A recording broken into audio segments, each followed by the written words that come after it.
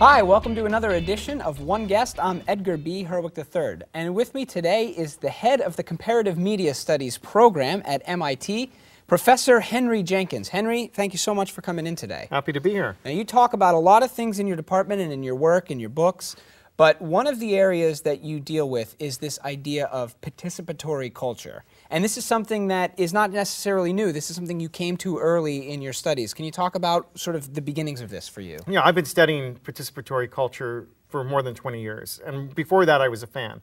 And that's where I really learned this concept. That as a first-generation Star Trek fan, we'd gather with friends, we'd discuss the episodes, people were writing original stories set in the Star Trek universe. Right. They were designing costumes and filming Super 8 movies. There was a whole culture around television. And I got to graduate school, and I was hearing professors tell me, you know, we're victims of the media.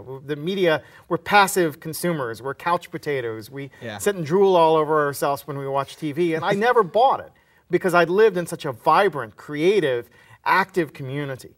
And so, but what I mean by participatory culture is a culture where we make media as well as consume it, where we talk critically with each other about media, where we're not simply taking what we're given, but we take media in our own hands and use the tools and platforms we have to change our relationship So to while content. this was happening, you know, with TV in the 50s and the 60s and the 70s, this is something you're talking about, especially in making media, that the digital revolution has really enabled to explode. Is that right? You know, statistically, the Pew Center for Internet and American Life found that 60% of American teenagers online have produced media, and about a third of teenagers online have shared the media they produced beyond their immediate circle of friends and family. So this is a revolution. A growing number, every year more and more people are producing media and having that experience of sharing the media they produced with a community that they know beyond their circle of close contact. So what do you think are the implications of the fact that, you know, everybody across the globe is now making media, distributing it everywhere? What does that do to the culture?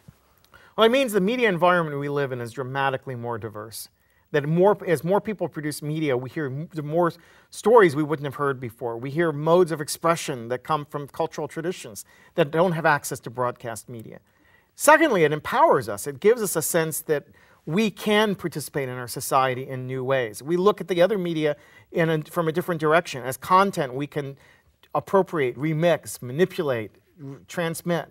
We see ourselves as part of a conversation with mass media rather than simply people who suck it all in and have nothing to say about the quality of our culture. So is the couch potato a thing of the past then? The couch potato is a thing of the past. If there ever was a couch potato, more and more people are going to participate in the media culture, and they're going to be active, not passive. So here we are. We're just talking, but we're also media makers. We're media consumers. It's all becoming one thing, and you're helping to shape that. Thanks so much for joining us and talking a little bit about it today. Happy to be here. All right, well, we'll see you next time on One Guest.